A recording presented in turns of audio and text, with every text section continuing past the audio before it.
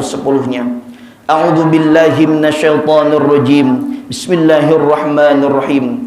Qul innama ana basyarum mithlukum yuha ilayya annama ilahukum ilahu wahid faman kana yarju liqa'a rabbih falyamal 'amalan salihan wa la yusyrik bi'ibadati rabbih ahada.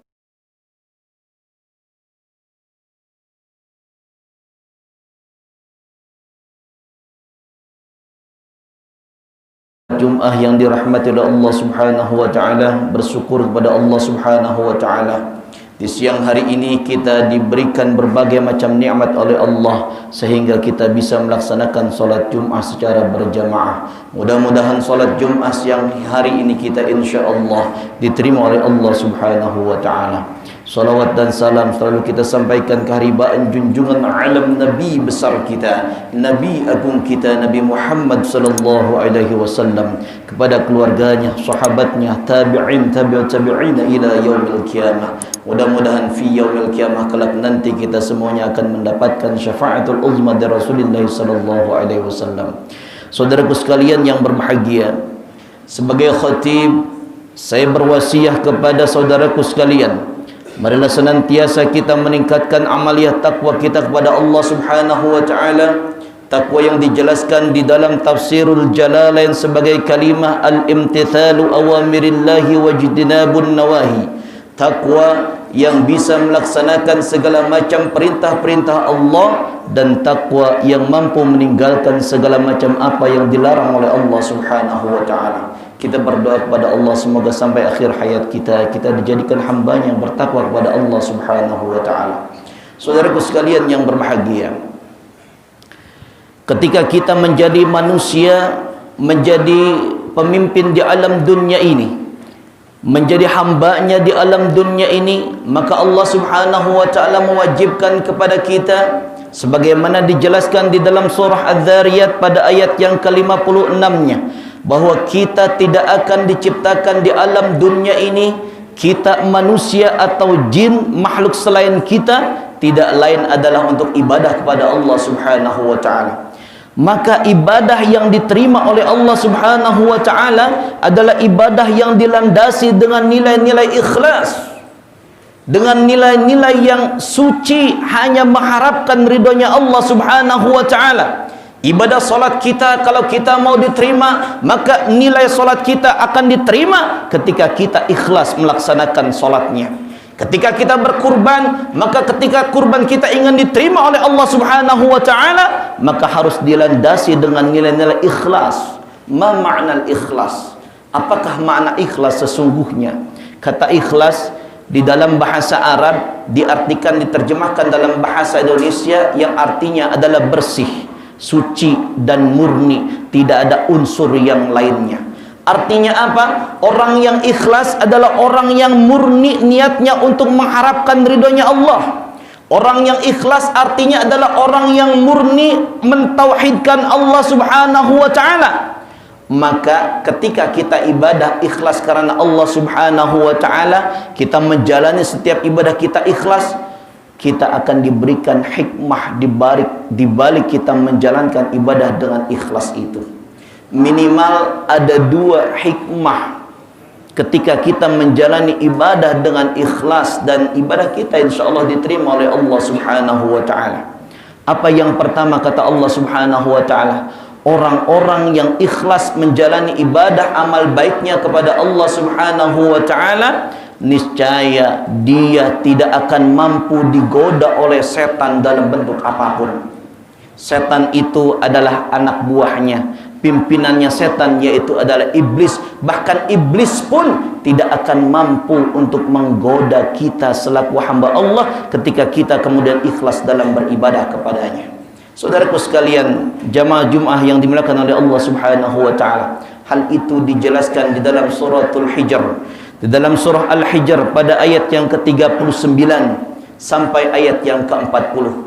Ketika itu setan iblis itu berkata kepada Allah Subhanahu wa taala, qala rabbi bima aghwaytani, ya Allah, kalau hari ini saya dikatakan sesat oleh Engkau ya Allah, ya Allah, kalau hari ini saya dikatakan tercela ya Allah, maka nanti aku akan gelincirkan manusia-manusia di alam dunia nanti ya Allah. La uzayyinannahum fil ardi, kita akan digelincirkan oleh mereka setan laknatullah alaih ketika kita tidak kemudian menjalani ibadahnya dengan ikhlas kepada Allah Subhanahu wa taala. Maka ayatnya terakhir dikuatkan dengan kalimat illa ibadaka minhumul mukhlasin, kecuali orang-orang yang nanti menjalankan ibadahnya, hamba-hamba yang ada di alam dunia itu menjalankan tugasnya sebagai hamba Allah, dia dengan ikhlas hanya mengharapkan keridhaan Allah Subhanahu wa taala. Itu yang pertama, hikmah ketika kita menjalani ibadah dengan ikhlas. Yang kedua, saudaraku sekalian, hikmah orang yang menjalani ibadah dengan ikhlas, yaitu dia nanti akan berjumpa dengan Allah Subhanahu wa taala, dan perjumpaannya itu seakan-akan begitu dirindukan olehnya, seakan-akan perjumpaan itu yang begitu indahnya. Hal itu juga dijelaskan di dalam Al-Quran, di dalam surah Al-Kahfi pada ayat yang ke-110-nya. A'udzu billahi minasyaitonir rajim. Bismillahirrahmanirrahim. Qul innama ana basyarum mithlukum yuha ilayya annama ilahukum ilahu wahid faman kana yarju liqa'a rabbih falyamal 'amalan salihan wa la yusyrik bi'ibadati rabbih ahada. Di dalam ayat ini, Pak, ketika kita kemudian ingin berjumpa dengan Allah Subhanahu wa taala, lantaran Allah nanti akan membalas segala kebaikan kita yang kita lakukan di alam dunia ini, dan kebaikan kita akan diterima oleh Allah Subhanahu wa taala dengan syaratnya ikhlas. Ibnu Katsir menjelaskan tentang ayat ini, bicara tentang keikhlasan, syaratnya diterima ada dua. Yang pertama, ketika ibadah kita ingin diterima, yang pertama adalah ibadah kita harus sesuai dengan syariat yang dicontohkan oleh Rasulullah SAW. Dan yang keduanya adalah ibadah kita akan diterima oleh Allah Subhanahu wa taala ketika ibadah kita dilandasi dengan amal-amal yang ikhlas mengharapkan ridhonya Allah Subhanahu wa taala. Saudaraku sekalian, jamaah salat Jumat yang dimuliakan oleh Allah Subhanahu wa taala. Bahkan, Pak, di dalam satu keterangan, di dalam satu hikayat daripada Abu Thumamah, beliau menuliskan, mencatatkan sebuah dialog antara kaum Hawariyin. Antara kaum Hawariyin itu adalah pengikut-pengikutnya daripada Nabi Isa alaihi salam, yang patuh dan taat kepada beliau, tentu patuh dan taat kepada Allah Subhanahu wa taala. Ketika itu kaum Hawariyin bertanya kepada Nabi Isa alaihi salam, "Ya Nabi Allah, apakah kemudian amal itu bisa diterima oleh Allah Subhanahu wa taala dengan ikhlas? Apakah amal itu kemudian menyatakan amal itu ikhlas dan diterima oleh Allah Subhanahu wa taala?" Kata Nabi Isa alaihi salam, bahwa orang yang amalnya ikhlas dan itu diterima oleh Allah Subhanahu wa taala, dia tidak pernah kemudian mengharapkan pujian dan popularitas daripada manusia yang melihatnya. Saudaraku sekalian, semoga amal ibadah kita semuanya diterima oleh Allah Subhanahu wa taala karena kita jalani dengan ikhlas dan dengan mengharapkan keridhaan daripada Allah Subhanahu wa taala. Barakallahu li wa lakum fil Qur'anil azim wa nafa'ani wa iyyakum bima fihi minal ayati wa dzikril hakim. Aqulu qawli hadza wa astaghfirullahal azim li wa lakum, risal muslimina wal muslimat fastaghfiruhu innahu wal ghafurur rahim.